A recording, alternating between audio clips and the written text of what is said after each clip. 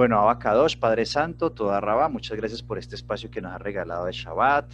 Este es un espacio sagrado, así como tenías un templo y era el espacio donde tú te manifestabas, Padre, has separado este día Kadosh, este día santo, y es un espacio sagrado, Padre, en el cual venimos a estar delante de ti. Te damos muchas gracias por este espacio que nos has abierto y por permitirnos reunirnos en tu nombre para invocarlo, para honrarte, para acercarnos cada vez más a ti y conocerte a través de tu palabra. Te pido que sea no la voz de un hombre, sino la voz de tu Ruach, de tu espíritu, guiándonos a toda verdad, que sea disponiendo los corazones y las mentes de todos los que estamos aquí en este momento, para que les abras el entendimiento y puedan cada vez más conocerte, acercarse a ti y empezar a hacer lo que a ti te agrada, Padre. Colocamos este tiempo en tus manos, seguro que tú obrarás en nuestras vidas. En el nombre glorioso de tu Hijo amado, Yehoshua, ¿sí? El Mesías, o Yeshua, o Jesús, como algunos lo conocen. Amén y amén. Quiero empezar con una pregunta y quiero que no lean todavía lo que está ahí al frente de sus pantallas.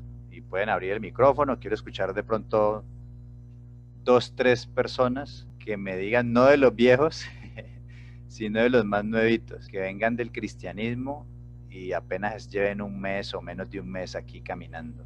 ¿Qué es la fe para ustedes? Sin leer aquí, sin leer lo que está ahí escrito. ¿Quién podría darme una definición personal de lo que entiende por fe?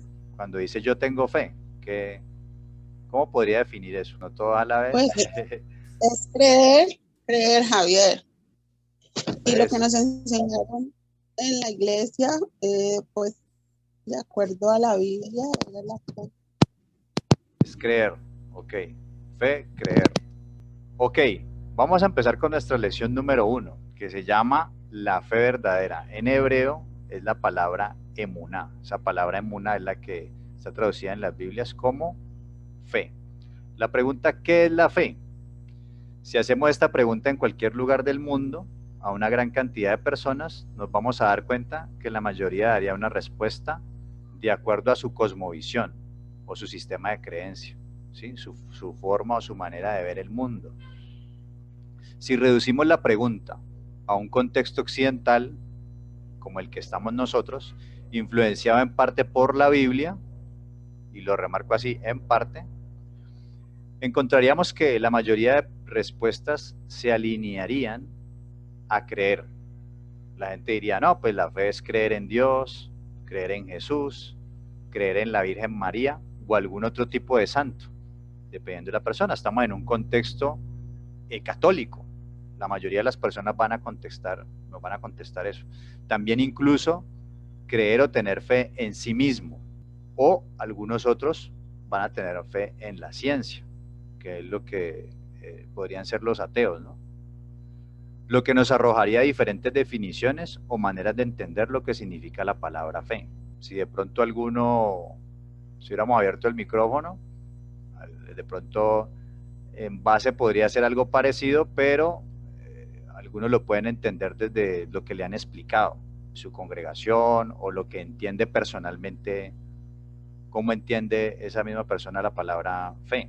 En nuestros estudios, uno de los objetivos principales es empezar a dar claridad en cuanto a definición de términos se refiere, no basados en definiciones personales, populares o tradicionales, sino en lo que nos enseña la Biblia, ¿sí? Donde está la Torá, que es la instrucción del Eterno, el Tanaj, que es lo que popularmente se conoce como el Antiguo Testamento, y el Brit Hadashah, que es lo que normalmente la gente conoce como Nuevo Testamento, que es donde se encuentran la definición correcta, la del Creador. Muchas veces tenemos definiciones propias o definiciones creadas por hombres o por denominaciones, pero lo que necesitamos aprender es la definición del Creador, lo que dice la Escritura, lo que el Eterno dijo que era tal cosa. Y esa es la definición con la cual nos tenemos que alinear. Entonces debemos ir a los escritos, que es donde se encuentra la definición correcta, la del bendito, la del Creador. Él es quien nos demandará alinearnos a sus definiciones, pues esto nos permitirá dirigirnos en nuestro camino de manera correcta, de acuerdo a lo que enseña la palabra bendita del Creador. Como dijimos inicialmente, si preguntáramos acerca de la fe, la mayoría de gente daría su definición y diría profesar algún tipo de fe. Ahora, las posibles preguntas que surgirían serían: ¿en quién o en qué deposito yo mi fe? ¿Cuál es mi fuente de fe y por qué? Algunos dirían que depositan su fe en Dios, otros podrían decir que en Jesús, otros podrían decir que en la Virgen María, otros podrían decir que en algún santo que les hizo un milagro. Podríamos encontrar que algunos depositan su fe en algo diferente. Otros depositan su fe, de pronto practican algún tipo de filosofía oriental, Feng Shui o alguna cosa. Vivimos en un contexto sincrético. ¿Qué es el sincretismo? Es una mezcla de creencias. Mucha gente crecimos en un contexto católico, pero hemos sido influenciados y en estos últimos años, en la globalización que vivimos, pues se introducen también filosofías de otras culturas y empezamos a mezclar catolicismo con cosas orientales y bueno, entonces creemos en la Virgen o creemos no sé, en algún santo, pero también creemos en la herradura que colocamos detrás de la puerta o en la mata de sábila, ¿sí? Que nos estos elementos detrás de la puerta, pues nos va a permitir que entre, no sé, una mala energía o un mal espíritu, o de pronto colocamos un espejo al frente de la puerta para que cuando hablamos la puerta, bueno, entren malas energías que entran, reboten en el espejo y salgan de la casa, ¿sí? Y hay gente que le tiene fe a eso, o que tiene que tener una vela prendida, ¿sí? Para que haya paz en la casa. Bueno, hay cualquier cantidad de cosas y que se pueden escuchar y que es en estos elementos o en este diferente tipo de creencias o personas, la gente deposita su fe. La pregunta es: ¿cuál es mi fuente de fe y por qué? ¿Es una de todas esas que yo le mencioné en este momento? Bueno, no lo sé, esa pregunta es una pregunta retórica para que usted se la haga y usted mismo se responda o se la esté respondiendo en este momento. ¿Por qué creo eso? Por otra parte, yo les voy a comentar o les voy a contar en quién creo yo. En el Elohim, en el Dios de Israel. No solo por la historia bíblica, sino también por la historia contemporánea. ¿Por qué creo en él? Muchos, dentro del contexto en que estamos, creen que, o se escuchan dichos como que todos los caminos conducen a Dios, o que todos los dioses son el mismo, ¿sí?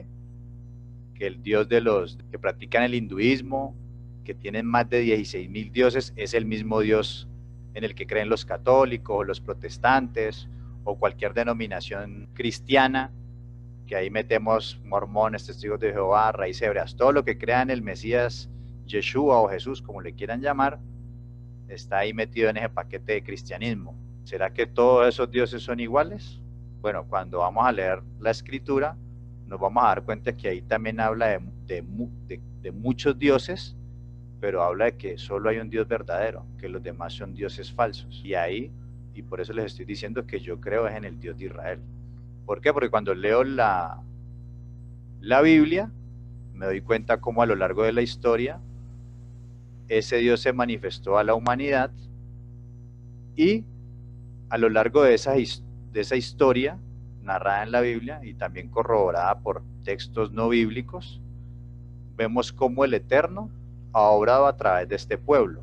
De hecho, muchos de los más grandes ateos, lo único que los hace dudar y pensar de que Dios sí existe es el solo hecho de que exista el pueblo de Israel. ¿Por qué? Porque el pueblo de Israel es el único pueblo contra el cual se han levantado todos los imperios que han existido en la humanidad.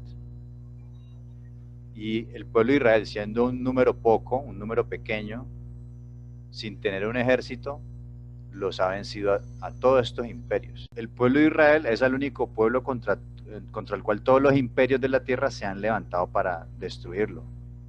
Se levantó el imperio egipcio, el imperio asirio, babilónico, el imperio griego, el imperio romano, y esos imperios ya no existen. Israel sigue en pie.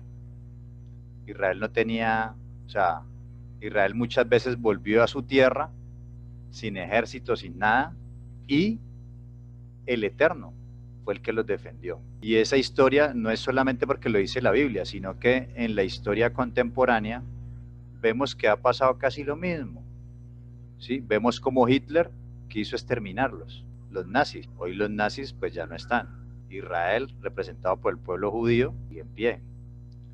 Luego, cuando en 1948 les entregan el territorio que conocemos hoy, que actualmente llamaba Palestina, pero en la antigüedad se llamaba era Judea, y que por castigo le colocaron el nombre de Palestina por la revuelta de los judíos contra los romanos.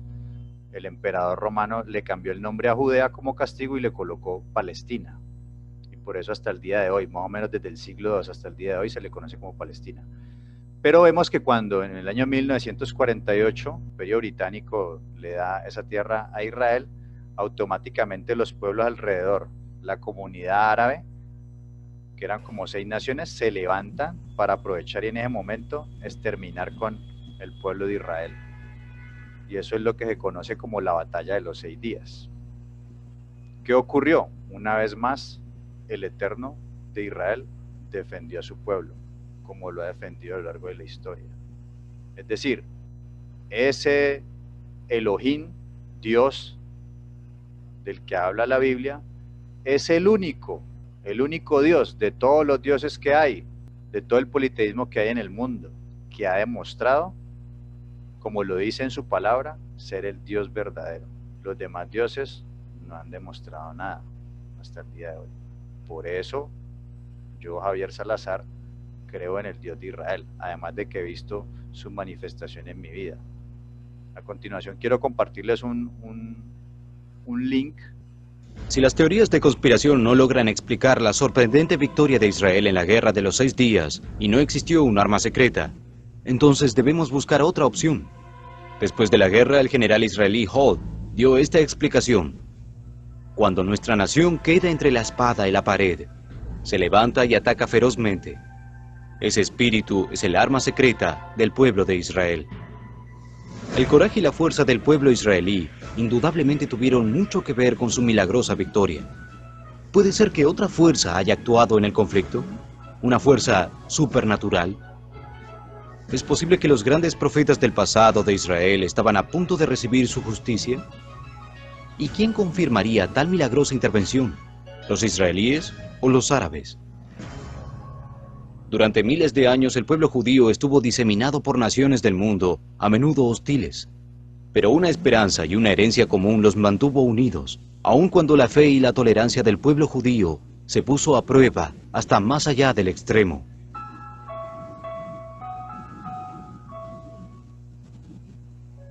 Quizá debido a esto el espíritu colectivo y la firmeza de los israelíes se endurecieron como el acero, convirtiéndolos en uno de los guerreros más feroces de la tierra. ¿Acaso esto explica cómo superaron tremendos obstáculos para ganar la guerra de los 6 días? Tal vez, pero puede haber otra explicación. Estoy convencido de que hubo una intervención divina en la guerra de los 6 días. Si comparamos los 2 ejércitos y vemos el número de soldados y la cantidad de maquinaria, es imposible que hayan triunfado sin ayuda externa. Israel era una nación contra un mar de estados árabes. Parecía que sin duda íbamos a perder y dejar de ser una nación entre naciones cuando ganamos. Y especialmente cuando liberamos la sagrada ciudad de Jerusalén. No tuvimos dudas de que fue una victoria concebida por Dios. Durante la guerra de los 6 días ocurrieron varios hechos que son muy difíciles de explicar. Parecen estar en el plano de lo supernatural más que en el plano natural. Parecían estar actuando a favor de Israel. Un cabo mujer conducía un jeep con el comandante del regimiento en un vehículo blindado cuando vio en el camino un enorme fuego que se levantaba. El comandante no vio nada y la mujer, pensando que sus antiparras estaban sucias, le gritó que se desviara del camino. Estaba seguro de que había peligro porque conocía bien a la mujer y confiaba en su palabra, aunque no veía nada. Sin embargo, se desvió por otro sendero que apareció entre las dunas. La columna de vehículos que iba detrás lo siguió. Solo un jeep continuó por el camino original. De pronto hubo una tremenda explosión y un incendio. El jeep que no se había desviado pasó directamente por un campo minado egipcio. ¿Acaso esto solo es un fortuito ejemplo de los trucos que la arena del desierto puede jugarle al ojo humano? ¿O en realidad la cabo vio una visión que le advirtió del peligro que había adelante? Más importante, ¿por qué esta guerra estuvo llena de tantos ejemplos de hechos inexplicables que actuaron a favor de Israel? Israel es un milagro, y la forma en que Dios aparece en el campo de batalla a lo largo de la historia de 4000 años es un milagro. En la batalla que llevó a la guerra de los 6 días en los límites de Siria con Israel, fui gravemente herido durante una batalla muy dura y muy larga. Un tanque me pasó por encima del cuerpo y quedé en el campo de batalla casi muerto. Me quedaban pocos minutos de vida. Cientos de soldados sirios vinieron desde la montaña y me rodearon por todos los costados. En los últimos momentos de mi vida pude oír cómo cargaban las balas para dispararme. Y de pronto, cuando estaban listos para disparar, se dieron vuelta y no lo hicieron. Corrieron rápidamente hacia la montaña. En ese mismo momento pude ver una gran luz que me cubría por todos lados y oí la voz de Dios que le hablaba a mi corazón y decía: no vas a morir, Gershon. Sé fuerte.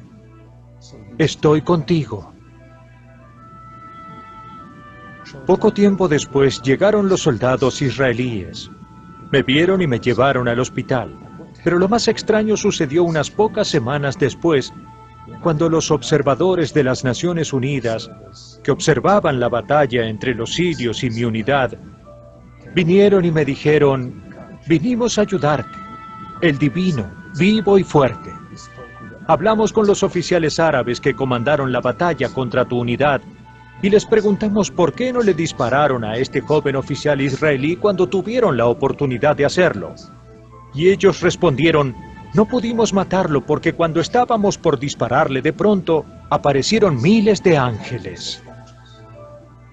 Los vimos con nuestros ojos y lo único que pudimos hacer fue dar la vuelta y correr rápidamente hacia las montañas. El Dios de los judíos quería a este soldado israelí con vida. Otro gran milagro ocurrió en Sinaí, cuando un soldado israelí que había perdido su unidad estaba solo en la zona y de pronto vio una unidad de egipcios, una unidad militar de miles de egipcios. De pronto, cuando ellos lo vieron, levantaron las manos y caminaron hacia él, creyendo que los capturaría. Él estaba sorprendido. No podía creer lo que veía, pero lo hizo. Los tomó prisioneros. Ellos caminaron detrás de él y él los llevó a la unidad que había perdido. Cuando llegó a su unidad, todos se sorprendieron. No podían creer que un solo soldado había capturado a miles de egipcios con las manos en alto. Los tomaron prisioneros y los oficiales egipcios inmediatamente comenzaron a investigar. ¿Qué pasó? ¿Por qué se rindieron ante un solo soldado israelí? Y ellos respondieron: él no estaba solo. Junto con él había miles de ángeles, cada uno con un arma en la mano, listos para dispararnos. Y dijeron: estamos listos para luchar contra soldados israelíes, pero no estamos listos para luchar contra los ángeles de Dios. Bueno, este es un canal que se llama Infinito y quería compartirles como un extracto de este documental que estaban haciendo ahí, para que ustedes vieran que, digamos que la historia contemporánea también nos muestra que el Eterno, así como lo dicen los escritos, lo dice la Biblia, hasta el día de hoy el Eterno sigue obrando. Y así como obró con el pueblo de Israel, también obra como dice en su palabra, no solamente en una guerra defendiendo al pueblo, sino también todo lo que está ahí escrito de lo que el Eterno quiere hacer con cada uno de nosotros, Él lo sigue haciendo. Por tanto, esa manifestación es real, no es un lavado de cerebro, o bueno, sí es un lavado de cerebro en el sentido de que el Eterno empieza a limpiar tu mente y tu corazón de todas esas cosas que el mundo mete en nuestra cabeza. El Eterno en su palabra dice que no todos los dioses son el mismo. Hay un Dios verdadero y los demás son dioses que son originados de la invención humana. Cuando vemos la historia nos vamos a dar cuenta que el hombre ha hecho dioses de los planetas, de las estrellas, del sol, de la luna, del árbol. Ha hecho dioses de hombres. Ha hecho muchos diferentes tipos de deidades. En la antigüedad Egipto tenía más de 700 dioses.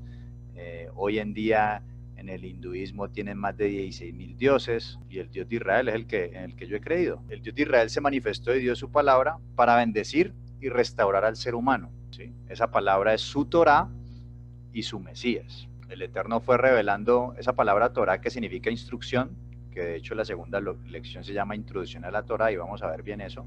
Esa Torá es la revelación del bendito, es la revelación del bendito al hombre, donde está contenida su voluntad, su manera de pensar, cómo piensa, siente y decide. Y la máxima manifestación de esa voluntad del Eterno es el Mesías.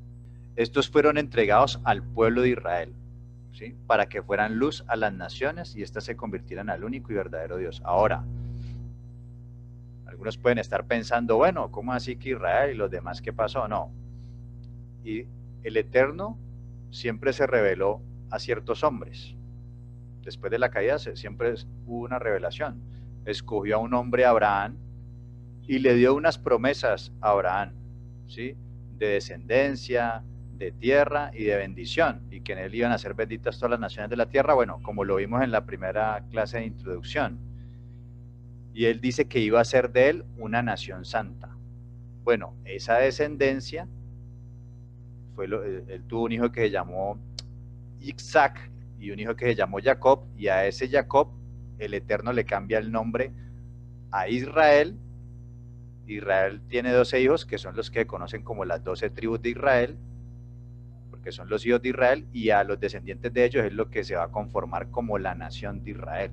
Y esa es la nación santa que el Eterno dijo y le prometió a Abraham. Pero ¿cuál era el propósito de esa nación? El propósito de esa nación era tener la revelación del Eterno, pero para que esa nación diera a conocer al verdadero Elohim a todas las naciones de la tierra, para que fueran luz a las naciones. Y todas estas naciones que practicaban el politeísmo, al ver la sabiduría de este pueblo y esas manifestaciones gloriosas de su Elohim, de su creador, pues vinieran se acercaran a esta nación a conocer al verdadero y único Dios. Su palabra, que es la Biblia, la Torá, contiene sus declaraciones e instrucciones para que el hombre a través del tiempo, a lo largo de la historia, pueda conocerle y empiece a ser restaurado y bendecido. Esa bendición no se refiere a la parte económica, como de pronto nos lo quieren hacer pensar en diferentes formas de culto o hablando en un contexto occidental, tradiciones religiosas que nos hablan de prosperidad, pero todo es alusivo al dinero. No, ¿sí? O sea, la bendición se refiere no a la parte económica, sino a toda área de la vida, para que sepa conducirse en las diferentes etapas de la misma, alcanzando así la verdadera prosperidad y éxito. Cumplir el propósito para el cual fuimos creados, tener la sabiduría para tomar las decisiones correctas en las diferentes situaciones. Creo que les decía en la reunión pasada que la prosperidad no quería decir, pues primero no tiene que ver con dinero, que si tengo plata entonces soy próspero. No, si el Creador solamente lo único que puede dar dinero, pues es un Dios muy pobre. El Eterno lo que quiere bendecir es todas tus áreas de la vida, familiar, relación con tu esposa, con tu esposa, con tus padres, con tus hijos, ¿sí? La relación con tus pares allá y tus compañeros de trabajo, en la oficina. El Eterno quiere bendecirte en tu área profesional, en tu área como estudiante, en todas las áreas. Todos los roles que tú ejerces en la sociedad, en cada uno de ellos, que tú seas bendecido, que tú seas prosperado. Y esa prosperidad viene de ese conocimiento, de esa revelación que Él dio, que es esa palabra, que es esa instrucción. Que cuando yo la conozco, es que voy a saber cómo el Creador piensa, siente y decide, y qué es lo que Él quiere que yo haga. Tener claridad en ello. ¿Qué es lo que le agrada y le desagrada al Creador? Si yo les preguntara a ustedes cuál es el mandamiento más importante, seguramente si me contestan de acuerdo a lo que se maneja popularmente, me van a decir amar a Dios sobre todas las cosas. Y ese amar a Dios sobre todas las cosas es literalmente como se está diciendo, amar a Dios sobre todas las cosas, personas, cosas y todo. O sea, el primer amor es a Dios. Cuando nosotros amamos a alguien, le dedicamos tiempo, nos gustaría conocer a esa persona para hacer lo que a esa persona le agrada. ¿Sí? Usted no, cuando por ejemplo el esposo, el novio o la novia va a cortejar a la mujer o se están en esa etapa de conocimiento, en una relación, la persona quiere conocer de la otra para saber qué le gusta, qué le agrada y hacer lo que a esa persona le agrada, le gusta. Alguien no creo que vaya a conquistar a alguien sabiendo que a esa persona no le gusta algo y empieza a hacer eso, no, usted va a hacer lo que a esa persona le agrada para que se sienta bien. Bueno, el Eterno, si lo amamos por encima de todo, ¿qué debemos hacer? Conocerlo. Debemos conocer esa revelación que Él nos dio, porque ahí es donde está contenido cómo piensa, siente y decide Él. Y empezar a hacer ¿qué? Si Él es el primer amor, hacer lo que a Él le agrada. Pero resulta que normalmente hacemos lo contrario, simplemente de dientes para afuera, repetimos lo que nos enseñaron, no tenemos conciencia, simplemente, amar a Dios sobre todas las cosas. ¿Y usted ama a Dios sobre todas las cosas? Sí, sí, sí, sí.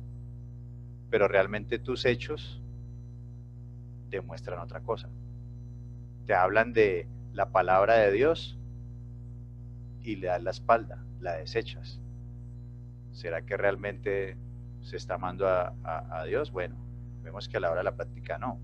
Entonces, esa revelación que Él ha dado en su palabra, que la mayoría de la gente la está perdiendo, es para que prosperemos y tengamos éxito, tengamos la sabiduría de tomar las decisiones en situaciones difíciles, en las diferentes situaciones cotidianas. Cuando estudiamos las escrituras, la Biblia, nos vamos a dar cuenta que el Eterno ha dado instrucción para muchas cosas. Sabemos que vivimos en un mundo, estamos en un contexto diferente a cuando el Eterno reveló esos escritos.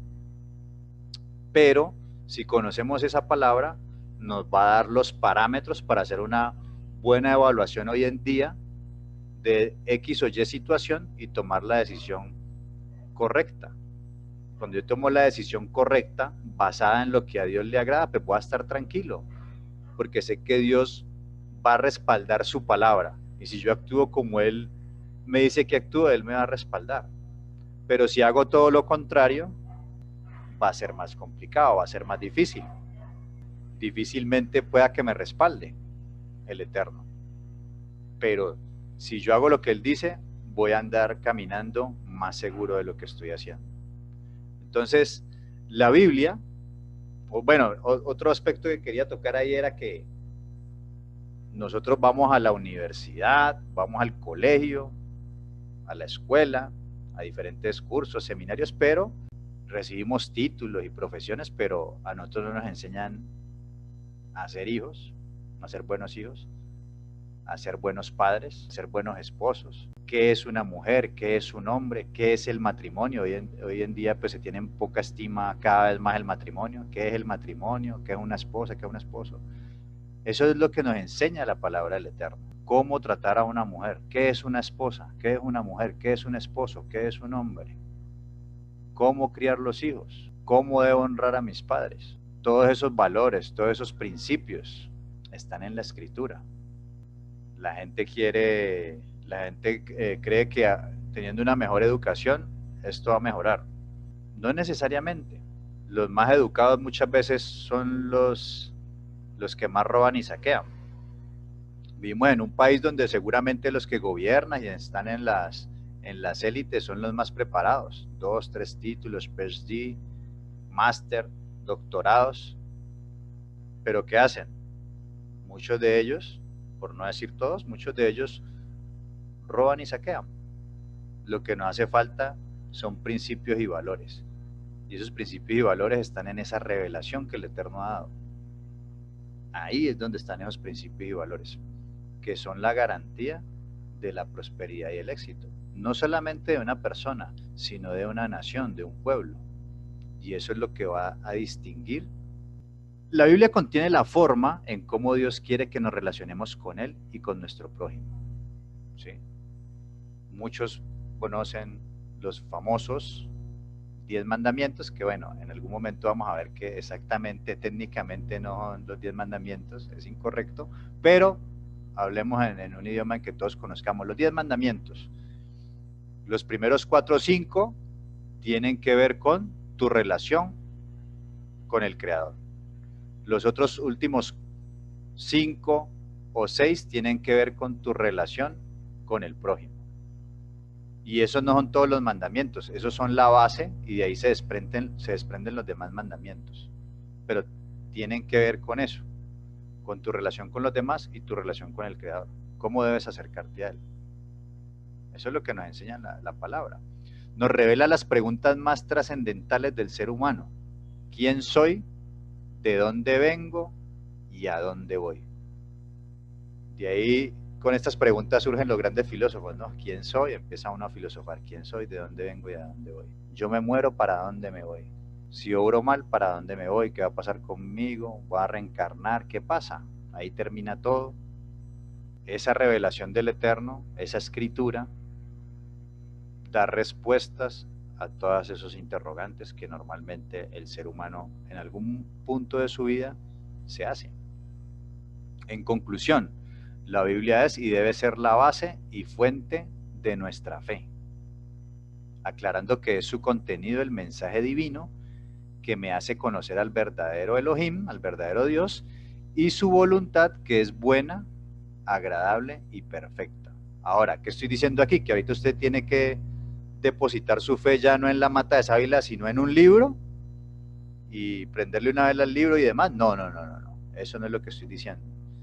Lo que estoy diciendo es que su base, su fuente, de donde usted alimenta su fe, es de el contenido que hay en ese libro. Cuando usted lo lee, lo estudia, lo que él te enseña, eso que te enseña, eso que te muestra cómo piensa Dios, cómo siente, ahí es cuando tú empiezas a conocer a Dios, no lo que la gente dice, no lo que la gente hace. Que la gente deposita su fe en una cosa, en la otra, aquí y allá. No. La fuente, respondiendo a la pregunta que hicimos allá arriba, nuestra fuente de fe, donde debemos alimentarla, es de las Escrituras. Porque ahí es donde Dios habla. Ahí es donde Dios dice qué es lo que le agrada, qué no le agrada, cómo piensa, cómo siente. Ahí es donde conocemos a Dios. Y ahí es cuando nuestra fe, que ya más adelante vamos a ir, en el transcurso de esta lección, vamos a ir viendo y vamos a ir definiendo bien eso. ¿Cuál es la definición que el Creador ha dado? Una cosa puede ser la definición de fe que yo tenga, y otra cosa muy diferente, la que el Creador dice, y con eso es que hay que alinearse. Entonces debemos conocer esa voluntad. Ahora bien, a través de esa revelación y de esa fuente es la que me va a dar a conocer al Padre y me va a dar a conocer a la revelación máxima que que ha enviado el Padre, que es su Hijo el Mesías, Yeshua, su nombre hebreo. Esta última aseveración de que en la Biblia está la revelación del Eterno, ha generado que muchos seres humanos cuestionen a lo largo de la historia la veracidad de su mensaje. Entonces usted hasta el día de hoy ve que sacan programas en History, bueno, como tratando de desvirtuar lo que está en los escritos. Cuestionan la veracidad del mensaje, que sea de origen divino y que él mismo está desactualizado en comparación a esta nueva sociedad que marca sus propios valores. De hecho, creo que hace poco tiempo el sumo pontífice estaba diciendo que había que como reeditar o actualizar el mensaje de la Biblia para este mundo contemporáneo. Cuando leemos la Escritura, dice que la palabra de Dios es eterna, que el eterno no cambia. Entonces, estos cuestionamientos, ¿por qué digo eso? Porque de alguna manera el mundo empieza a meterse, a instalarse en el pensamiento, aún de los líderes religiosos. Dice, estos cuestionamientos surgen por una parte de los ateos o personas que no están adscritos a una religión o filosofía de vida, sino que se guían por sus propios razonamientos o su propio código ético. Por otro lado, obviamente, por los que profesan otras religiones. Entonces, claro, ¿quiénes son en su mayoría los que cuestionan lo que dicen los escritos? Bueno, los ateos, los que no creen en la Biblia o profesan otras religiones, pues son los que más se levantan. Por eso, vamos a ver algunas pruebas históricas que demuestran la inspiración divina de estos escritos. No solamente esta evidencia históricas externas y también internas, o sea que los mismos escritos declaran sobre ella y también lo que la historia puede mostrar. Entonces, lo primero es que fue escrita en un periodo de 1600 años. Recuerden que la Biblia es una compilación de libros, es como una biblioteca. Son como 66 libros, o en algunos casos, bueno, dependiendo si venís del catolicismo, pueden mencionar más. En algún momento les explicaré por qué tiene esos libros de más. Pero bueno, es una compilación de libros y fue escrito en un periodo de 1600 años. El primer libro que fue escrito fue Job, más o menos alrededor del 1500 antes del Mesías. Y el último que fue escrito fue el Apocalipsis, alrededor del año 100 después del Mesías. Fue escrita a lo largo de 60 generaciones. O sea, normalmente un libro pues lo escribe una persona y no demora tanto tiempo. Este libro demoró 1600 años. Fue escrita a lo largo de 60 generaciones, escrita por más de 40 autores. 40 autores. Y estos hombres eran de diferente profesión, posición social y educación. Unos eran pastores. O sea, imagínense en el nivel de educación, leyendo aquí las profesiones. Unos eran pastores, otros eran granjeros, otros eran fabricantes de tiendas de acampar, otros eran médicos, otros eran pescadores, otros sacerdotes y reyes. A pesar de estas diferencias y la asombrosa cantidad de años que fueron necesarios para completarla, la Biblia es sumamente congruente, unificada en propósito y fondo, lo que demuestra que fue escrita por hombres bajo la inspiración de un mismo autor, el Ruach HaKodesh o el Espíritu Santo de Dios. Imagínese usted que durante un periodo de 1600 años, 40 autores diferentes profesiones, o sea, el nivel de educación para hablar de ciertos temas puede ser diferente. O sea, no es lo mismo el rey, no tiene acceso a la misma educación un rey que, por ejemplo, un granjero o un pescador. No es lo mismo un médico a un pastor de ovejas. A pesar de la diferencia, digámoslo así, de la diferencia de estrato social, de nivel de educación, de profesión, de el tiempo, porque no es lo mismo vivir ahorita en el siglo XXI a vivir en el siglo XV, ¿sí? Con todos los avances que se van dando en el conocimiento, en la ciencia, no es lo mismo. O sea, si yo Si yo pongo a un médico del siglo XV, le pongo a hablar de un tema, no me va a hablar lo mismo que me va a hablar un médico del siglo XXI. Ya con los avances se han descubierto cosas, y digo se han descubierto porque son cosas que ya estaban, pero no se había llegado a ese conocimiento, no se había quitado el velo. Van a hablar de temas, pueden hablar del mismo tema, pero puede ser totalmente diferente. O sea, un libro escrito por hombres puede ser reeditado muchas veces, porque se descubren nuevas cosas.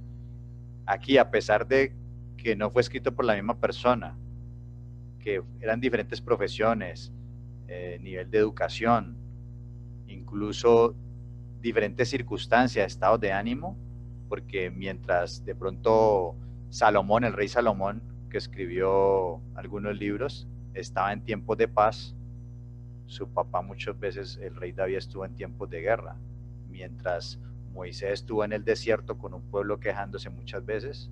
No es lo mismo por ejemplo, cuando Pablo estuvo en la cárcel, el apóstol Pablo.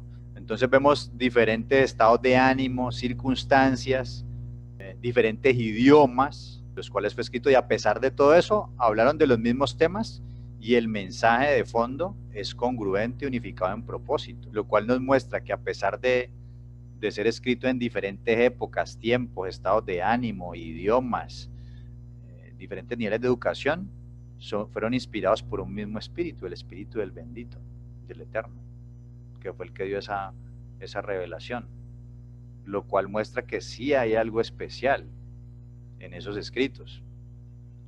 Entonces les decía, su mensaje no ha sido reeditado como los libros escritos por humanos, y es el libro más vigente que hay. Les ponía el ejemplo de un libro de medicina, por ejemplo. Los libros tienen segunda, tercera, cuarta edición. La Biblia es el libro más vigente que hay, es el libro más vendido que hay.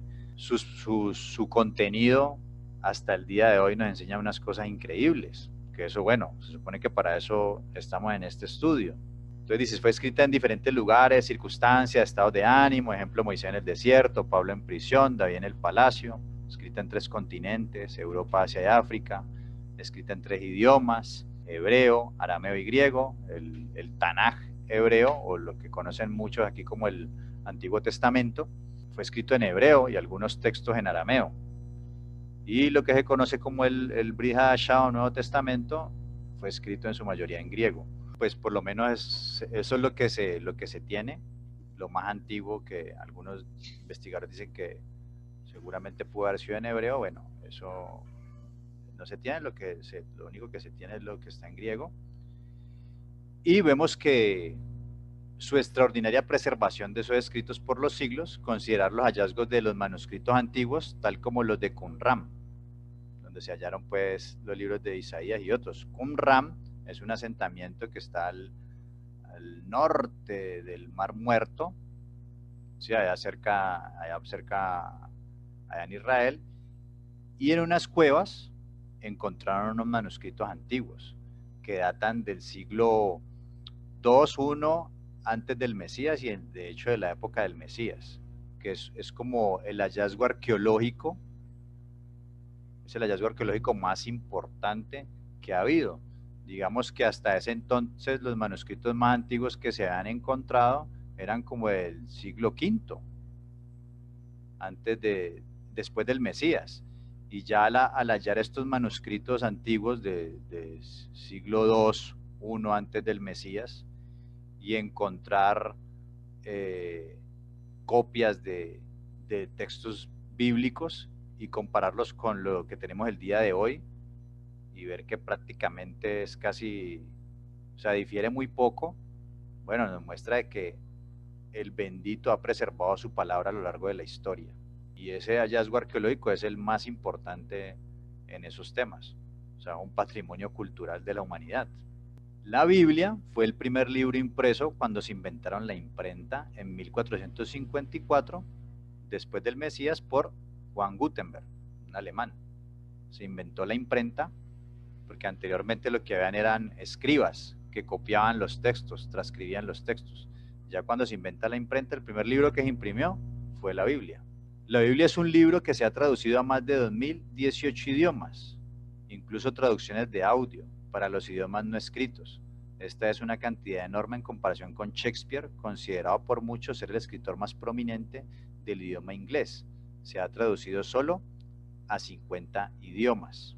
Otro tema es el cumplimiento de las profecías, o sea, el cumplimiento profético, y hoy en día que estamos en ello, estamos en cumplimientos, lo estamos viendo con nuestros propios ojos. Los que de pronto ya están más avanzaditos y han leído las profecías, se dan cuenta cómo están cumpliendo ante nuestros ojos.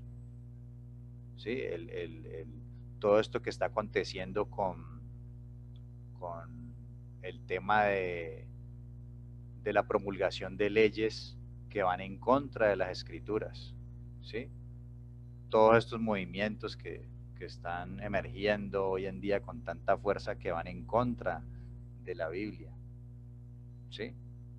Vemos claramente las señales que el Eterno ha puesto y cómo se han venido cumpliendo. Por ejemplo, Daniel dice que al final de los tiempos la ciencia se multiplicará. Y vemos que del año 50, del año 50, con el descubrimiento del genoma humano para acá, estamos hablando de 70 años, el avance de la ciencia ha sido, nada lo detiene. Y ha sido, pues, estos últimos 70 años, el avance científico ha sido más que en los otros, todos los años que han pasado de ahí para atrás, todos los siglos. La ciencia, la tecnología, y eso está ocurriendo en estos tiempos en que estamos nosotros. ¿Sí? Y el Mesías dice que cuándo serán las señales de su venida, y él dice será como en los días de Noé y Lot, en los cuales se casaban y se darán en casamiento. Y cuando dice se casarán y se darán en casamiento, cuando habla de que se casarán, se refiere a matrimonios de cualquier tipo. O sea, hombres con hombres, mujeres con mujeres. Y cuando habla de se darán en casamiento, es cuando el padre lleva a su hija a entregársela a un esposo. Y en eso estamos hoy en día. Se casarán y se darán en casamiento. O sea, se casa todo el mundo, hombres con hombres, mujeres con mujeres y hombres con mujeres. Violencia, bueno, guerra, rumores de guerras. Podríamos hablar de muchas cosas que se están viviendo hoy en día. Su poder para cambiar y transformar más vidas en el mundo a través de la historia. O sea, la Biblia es un libro que su mensaje, su contenido, cuando lo leemos y más que leerlo lo estudiamos, tiene un impacto en la vida de la persona que la transforma. ¿Por qué? Porque el Eterno ha dicho en su palabra que esa palabra es la que nos da vida, que esa palabra está viva y nos da vida, y esa palabra es la que transforma, porque ahí es donde están los principios, valores, lo que estábamos hablando ahora rato, que son los que realmente van a limpiar nuestra mente y nuestro corazón de la suciedad que venimos arrastrando. Entonces, bueno, quiero dejarlo hasta ahí, para ya dentro de 8 días, si el Padre lo permite, empezar a ver algunos testimonios de los autores y ya empezarnos a meter en lo que es la definición bíblica de lo que yo digo que es la fe. Ahora, aquí nos vamos a encontrar con sorpresas porque debemos estar con una mente abierta de que muchas cosas nos va a tocar que desaprender, muchas cosas que nos han enseñado, vamos a ver que de pronto no es como nos la habían enseñado, que las definiciones de Dios muchas veces difieren de las definiciones que nosotros traíamos. Así que bueno, vamos a dejarlo hasta ahí. Entonces vamos a orar, vamos a darle gracias al Eterno. Y como les dije en un comienzo, bueno, vamos a tener paciencia, vamos a ir avanzando. Esto es un proceso, es poco a poco, es un largo caminar, así que no se desesperen. Yo sé que hay algunos que están más avanzados, pero la idea es que de aquí puedes extraer para tú compartir también con personas que tienes a tu lado que de pronto de hace mucho rato quieres compartirles y no sabes cómo. Aquí puedes coger elementos, herramientas que te pueden servir para hacer ese proceso en tu casa o con tus amigos o con personas cercanas. Vamos a orar y vamos a darle gracias al Eterno. Padre amado, te damos toda Rabá, muchas gracias por este tiempo, gracias porque has abierto este grupo para poder aprender un poco más de ti, para acercarnos, para tomar más conciencia en estos tiempos peligrosos en que estamos, en estos tiempos que que es urgente buscar de ti. Mucha gente anda detrás de vanidades, de cosas superficiales, de cosas que hoy son, mañana no son, que van a perecer, cosas perecederas, pero permítenos, como decía el Mesías, empezar a hacer tesoros en el cielo, empezar a sembrar en lo incorruptible, en lo que no perece, en que lo que va a vida eterna, Padre. Te damos gracias porque eres bueno, porque si estamos aquí es porque tú nos estás llamando, nos has llamado en estos tiempos a atender esa voz y obedientemente entrar en tu camino, Padre. Así que te damos gracias y te pido que todas las personas que pudieron compartir hoy, que no estuvieron, que están por ingresar, seas tú colocando en su corazón el querer como el hacer, el buscarte, el tratar de hacer lo que a ti te agrada, Padre. Este es un grupo en el cual nos podemos apoyar, nos damos cuenta de que no estamos solos y que muchos están también atendiendo a tu voz, que tú estás llamando a toda la gente y a todas las naciones de diferente lengua, pueblo y nación. Así que muchas gracias y te pedimos que este resto de Shabbat sea de bendición para nosotros y para nuestras familias. En el nombre del Mesías de Israel, Yehoshua, amén y amén.